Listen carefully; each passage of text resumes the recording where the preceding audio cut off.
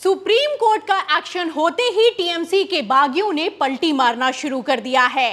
एक तरफ बागियों की घर वापसी हुई है तो वहीं दूसरी तरफ कैसे स्पीकर ओम बिरला की कुर्सी फंस गई है और आखिर क्यों अमित शाह घुटनों पर आ गए हैं, आपको एक एक करके बताएंगे। लेकिन पहले कैसे सीजीआई सूर्यकांत ने मोदी सरकार की नींव को हिलाकर रख दिया है, बिग ब्रेकिंग देखिए। तो इस वक्त की बड़ी खबर निकलकर सामने आई है कि सायोनी घोष, यूसुफ पठान समेत सारे बागियों पर सुप्रीम कोर्ट का एक्शन, जारी हो गए हैं नोटिस। तो टीएमसी के 20 बागी सांसदों को नोटिस जारी करके जवाब तलब किया गया है। एक तरफ स्पीकर ओम बिरला ने बागी सांसदों के आधिकारिक मर्जर को लेकर किसी तरह का कोई फैसला नहीं लिया, वहीं दूसरी तरफ सीजीआई सूर्यकांत जबरदस्त भड़के हैं। आपको बता दें कि सुप्रीम कोर्ट का नियम कहता है, सुप्रीम कोर्ट का फैसला कहता है कि 3 महीने के अंदर बागियों पर फैसला लेना ही होगा। लेकिन फिर भी स्पीकर ओम बिरला ने किस तरीके से अमित शाह को बचाने के लिए सारी की सारी हदें पार कर दी हैं, ये किसी से छुपा हुआ नहीं है। ये पहला ऐसा लोकसभा अध्यक्ष है जो कि खुलकर गृह मंत्री के ऑपरेशन लोटस में शामिल हो गया। फिलहाल इसी को लेकर सुप्रीम कोर्ट में बवाल खड़ा हुआ है। अभिषेक बनर्जी ने 20 बागी सांसदों के साथ साथ स्पीकर ओम बिरला को पक्षकार बनाकर सुप्रीम कोर्ट में याचिका लगाई और आज जब इस पर सुनवाई हुई है तो सीजीआई सूर्यकांत ने मोदी सरकार की नींव हिलाकर रख दी है। आपको बता दें कि सुप्रीम कोर्ट की तरफ से जैसे ही 20 बागी सांसदों को नोटिस जारी हुआ, वैसे ही सरकारी वकील तुषार मेहता की हालत खराब हो गई। सॉलिसिटर जनरल एक तरीके से सुप्रीम कोर्ट में स्पीकर ओम बिरला को बचाने के लिए गिड़गिड़ाते हुए नजर आए हैं। आपको बता दें कि एक तरफ सुप्रीम कोर्ट लोकसभा स्पीकर को नोटिस जारी करने वाला था, वहीं दूसरी तरफ तुषार मेहता ने कहा कि ऐसा मत करिए मिलॉर्ड, लोकसभा स्पीकर को नोटिस मत दीजिए, क्योंकि लोकसभा स्पीकर ने तो पहले ही टीएमसी के बागियों को नोटिस जारी करके जवाब तलब किया है। तो आप देख सकते हैं कि पहली बार ऐसा हो रहा है कि लोकसभा अध्यक्ष की सुप्रीम कोर्ट में फजियत हो रही है। सीजीआई सूर्यकांत ने डायरेक्ट स्पीकर ओम बिरला का नाम लेकर सवाल किया है, जिसका जवाब देने में सरकारी वकील की हालत खराब हो गई है। आपको बता दें कि सुप्रीम कोर्ट में बागी सांसदों को लेकर बवाल खड़ा हो गया है। अभिषेक बनर्जी ने बाकायदा सुप्रीम कोर्ट में याचिका लगाते हुए दलील दी है कि जिन 20 बागी सांसदों की सांसदी को खारिज कर देना चाहिए था, उसको लेकर स्पीकर ओम बिरला किसी तरह का फैसला तक लेने के लिए तैयार नहीं है। उल्टा उनका अभी तक किसी पार्टी में मर्जर तक नहीं हुआ है। पहले तो संडे के दिन स्पीकर ओम बिरला ने टीएमसी के 20 बागी सांसदों को अपने घर पर बुलाया।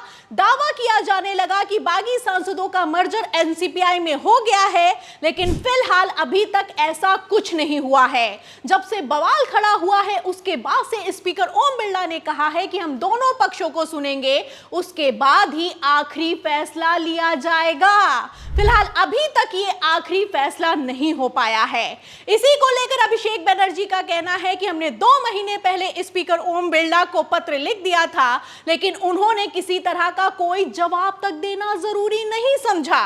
और क्यों जवाब नहीं दिया जा रहा है? क्योंकि स्पीकर ओम बिरला भी ये अच्छे से जानते हैं कि जो कुछ भी चल रहा है ये संविधान के खिलाफ है। आपको बता दें कि जैसे ही मानसून सत्र शुरू हुआ, वैसे ही उद्धव ठाकरे के 6 बागी सांसदों के आधिकारिक मर्जर को लेकर स्पीकर ओम बिरला की तरफ से घोषणा कर दी गई। एक तरफ स्पीकर ओम बिरला ने घोषणा की, वहीं दूसरी तरफ सुप्रीम कोर्ट ने इतिहास में पहली बार लोकसभा अध्यक्ष को डायरेक्ट नोटिस जारी करते हुए जवाब तलब किया कि ये बताओ कि ऐसा कैसे कर सकते हो। फिलहाल पहले नोटिस का जवाब तो अभी तक स्पीकर ओम बिरला दे नहीं पाए हैं और अब नया ही बवाल खड़ा हो गया है। आपको बता दें कि इस बवाल का अंदेशा पहले ही गृह मंत्री अमित शाह को हो गया था। इसीलिए मोदी काल के इतिहास में ऐसा पहली बार हुआ कि अमित शाह ने ऑपरेशन लोटस करके 20 सांसदों को तोड़ा तो सही, लेकिन उनका भारतीय जनता पार्टी में मर्जर नहीं करवाया गया। अचानक से फैसला हुआ कि उनका एनसीपीआई में मर्जर होगा, लेकिन फिलहाल इस मर्जर को लेकर भी अब पेंच फंस गया है। जाहिर सी बात है कि अगर सुप्रीम कोर्ट के जारी किए गए नोटिस का बागी सांसद जवाब नहीं दे पाएंगे तो स्पीकर ओम बिरला की कुर्सी को भी खतरा हो सकता है, क्योंकि अभी तक स्पीकर क्या कर रहा था, सबसे बड़ा सवाल तो यही खड़ा होता है। फिलहाल इसी खेल को भांपते हुए पहले ही टीएमसी के बागी सांसदों में से 3 मुस्लिम सांसदों ने पलटी मार दी और कहा कि हम एनडीए के साथ नहीं हैं। एक तरफ बागी सांसद बोले हैं, वहीं दूसरी तरफ आनन फानन में अचानक से प्रधानमंत्री नरेंद्र मोदी ने सदन में बागियों की मीटिंग बुलाई। इस मीटिंग को लेकर सूत्रों के हवाले से दावा किया जा रहा है कि बड़े बड़े मंत्री पद ऑफर किए गए हैं। फिलहाल अब जब सांसदी ही नहीं रहेगी तो मंत्री पद का बागी सांसद क्या करेंगे, ये देखना होगा। आपको बता दें कि एक तरफ मोदी शाह की हालत खराब है, वहीं दूसरी तरफ स्पीकर ओम बिरला की भी डबल फजीयत हो रही है। एक तरफ भारतीय जनता पार्टी बागियों के सामने गिड़गिड़ाने को मजबूर है, वहीं दूसरी तरफ खबर ये निकलकर सामने आ रही है कि बंगाल की सियासत में नया ट्विस्ट आ गया है और ममता बनर्जी के संपर्क में बागी सांसद बताए जा रहे हैं। इतना ही नहीं, गजब तो इस बात को लेकर हो गया है कि बागियों ने पलटी मारना तक शुरू कर दिया है। आपको बता दें कि आज ही की लेटेस्ट खबर निकलकर सामने आई है कि ममता बनर्जी के खेमे में वापस लौट आए हैं मुस्लिम विधायक कासिम सिद्दीकी और घर वापसी के बाद कहा है कि दीदी ही सब कुछ है। तो आप देख सकते हैं कि एक तरफ जहां विधायकी से लेकर सांसदी पर तलवार लटकी है, वहीं दूसरी तरफ अब बागियों ने भारतीय जनता पार्टी को तगड़ा झटका दिया है। जाहिर सी बात है कि ममता बनर्जी के 28 सांसदों में से 2/3 के हिसाब से 20 सांसद नहीं टूटे तो बाकी बचे सांसदों की भी सांसदी खारिज हो जाएगी। फिलहाल इसी खतरे के चलते अमित शाह की हालत खराब है। अमित शाह बेचारे भागे भागे बंगाल पहुंचे हैं, लेकिन बगावत है कि थमने का नाम नहीं ले रही है। आपको बता दें कि इस बार के ऑपरेशन लोटस में अमित शाह की डबल फजीयत होने वाली है।